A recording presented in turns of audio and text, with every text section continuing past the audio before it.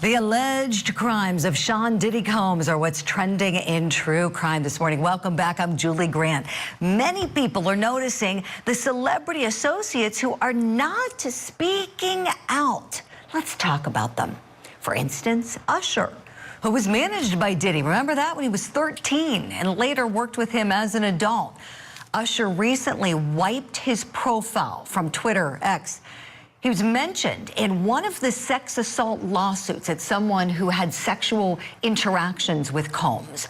Howard Stern once asked Usher about Diddy's wild parties. Here's what he said.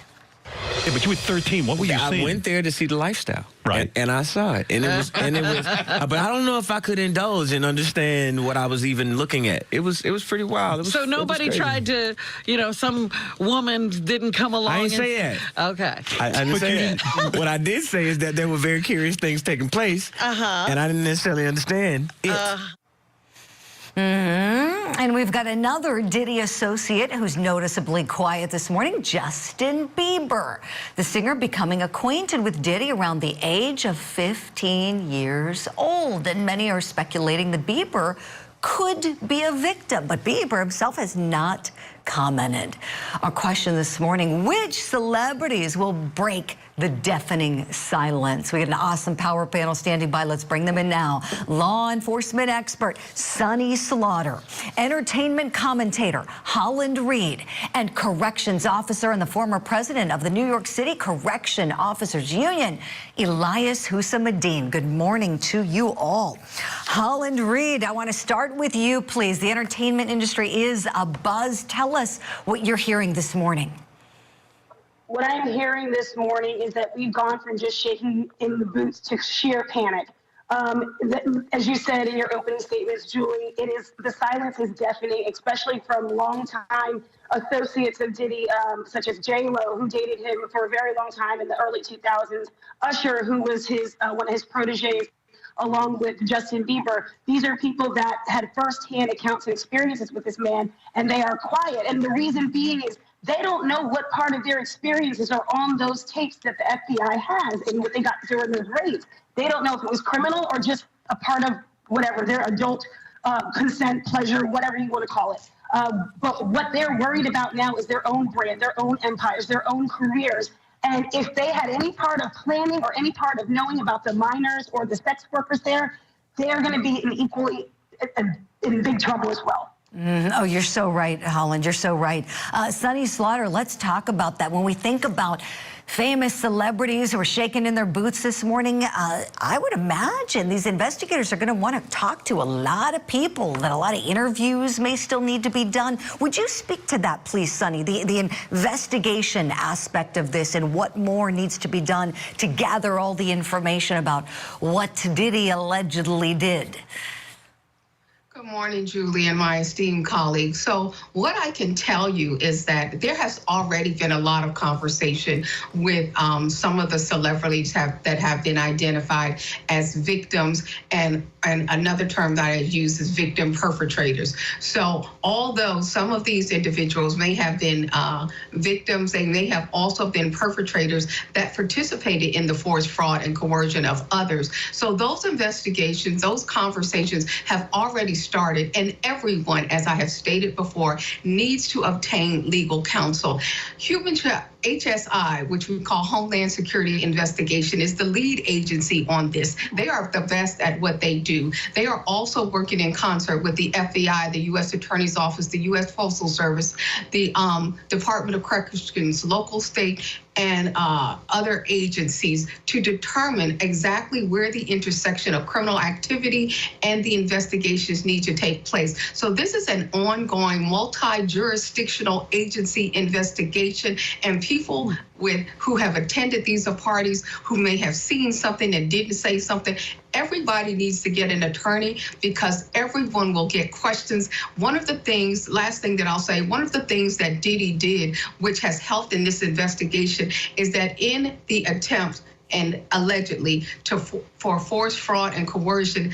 He created his own narrative with the tapes, the videos, and everything that law enforcement can review. So this is a tracking and trending operation where they already have enough evidence, which is why the first indictment has come down, and you can expect that there will be more. Great information, Sunny. Thank you for all of that.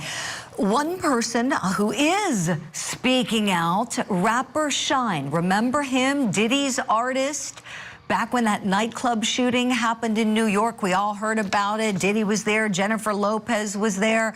And we know that Shine was the one left holding the bag. And even though there was a witness who said it was not Shine who shot me, Shine wound up being convicted, being deported. Let's take a listen to some of what he has said about Diddy. Let us not lose sight of what the cold hard facts are. This was not someone who I vacationed with and who he and I enjoyed this great intimate relationship of brotherhood. This is someone who destroyed my life. Okay, Elias Hussamadeen, last but certainly not least, I want to go to you, please, and tap into your experience. Everybody's wondering, is Diddy gonna sing like a canary now that he is locked up and not living his lavish lifestyle? There are many people who believe he could bring a lot of famous people down if he talks. What do you think may happen, Elias? Quite frankly, there's no telling what's gonna happen under these circumstances. Sometimes people break and sometimes they talk. One of the things that I was asked about was whether or not he should be placed or whether or not he's placed under a suicide watch. And in those situations when we have people of his notoriety in jail, suicide watch is something that it would be negligent not to put him under, considering what's going on and everything that's been said since we've been on this broadcast, and considering that suicide is the #1 cause of death inside the jails and the prison. But there's a possibility that he, as well as others in the past, might break. I see it potentially happening, because when I look at this indictment, I mean, this is nasty. This is filthy, dirty stuff being alleged. And I would imagine if there's any hope of a deal, Diddy would take it. I want to play a clip from someone who is famous in the industry, someone that, you know, knows Diddy. There's a long history there. You know, and he's in lockup right now. The difference is he's a real hardened gangster. Suge Knight. Suge Knight speaking out about Diddy and talking about the things he's done, potentially catching up. This is prior to the indictment as well. Let's play a clip of what Suge said on his podcast. I tell you what, Puffy. Your life is in danger. Because you know the secrets. Who's involved in that little secret room you guys participating in. Oh, yeah, by the way. Do not do your time going by Brother Love. Brother Love is not a good code name for prison. I'm out. Oh my gosh, it's like he's prophesizing there. Holland Reed, let me go back to you here. I know you heard this when he released it, and now the Diddy's indicted. Your thoughts, please. Let me just say this. I've met Suge Knight one time, and that is the most menacing, scariest person I've ever met in my life, standing in his presence, and I never would like to do that again. He's also somebody that knows what it's like to intimidate witnesses and people. That's why these celebrities are keeping quiet, because they were scared for their life. Kim Porter was scared, Cassie was scared, but now here we are. And I think hopefully people will start talking, simply because he is in jail and he is locked up. But they are still scared. Puffy has goons. He did not do this alone. Suge Knight knows what he's talking about, and they better listen. So well said, Holland. Thank you for that. Suge says Diddy's got the secrets. And so let's talk about something that is possibly one of those secrets. We've got online sleuths, of course, all over this. And this morning, they're taking a hard look at the death of Diddy's longtime former girlfriend, the mother of some of his children, Kim Porter. Remember her? She died in 2018 at the age of 47. Her cause of death was listed officially as pneumonia. And we know that Kim Porter was working on a tell-all book at the time, which, by the way, may still get released.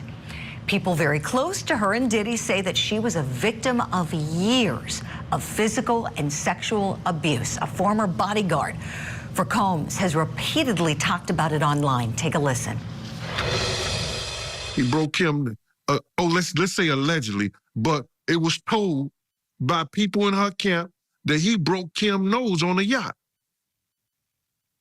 So Cassie's story is Kim's story. Cassie's book is Kim's book.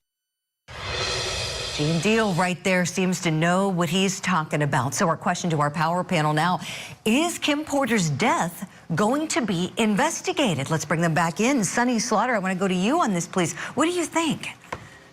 I think there's an opportunity for them to reopen the investigation into Kim Porter's death and to really start listening to what some of the people in her camp and friends have been saying all along. This is not a news story around Kim Porter, and I hope that it really does get the eyes that it deserves, because these are horrific allegations. And although they're allegations, they're so horrifying, and so many people knew and so many people ignored. And there's a reason why many people did, but right now I think there's an opportunity to look at this death more intentionally and to get justice, if necessary, for Kim Porter and for her children, their children. Yes, yes, Sonny. Well said. And for anybody wondering legally, always remember this little teachable moment.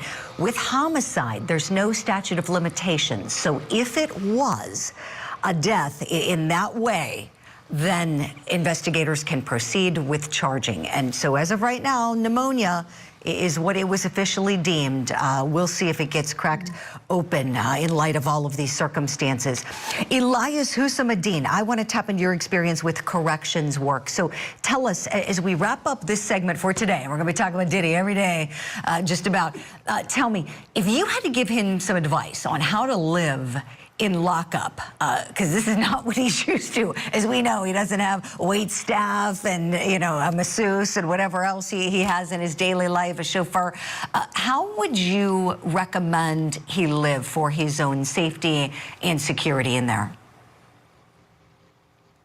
In the past, most people of notoriety like Diddy, you know, that we've had in custody, in jail, usually they spend a lot of time in solitude by themselves because they can't even be in general populations, because there's no telling what's going to happen, what they're going to do. So he's going to spend a lot of time alone, thinking about everything that's going on. And the best advice would just keep your head down and pay attention to your surroundings, because there's not a whole lot that somebody that's used to the type of lifestyle that he's used to is ever going to adjust to. And I guess the quicker this trial is over for him, the better it is for him when he could actually, when he goes away, begin to live that life that inmates or detainees have to live. Right, Elias, what you said, keep your head down. I feel like Diddy could really take a page out of Suge Knight's book in that regard. You know, Suge kept his mouth shut. That is one thing that he has historically done. He's known for not breaking that code of silence. And oh boy, we'll see what happens. To be continued. Big thanks to our tremendous power panel today. Elias Hussamadeen, Sonny Slaughter, Holland Reed. Thank you all for your insight. We'll talk again soon. We're going to hit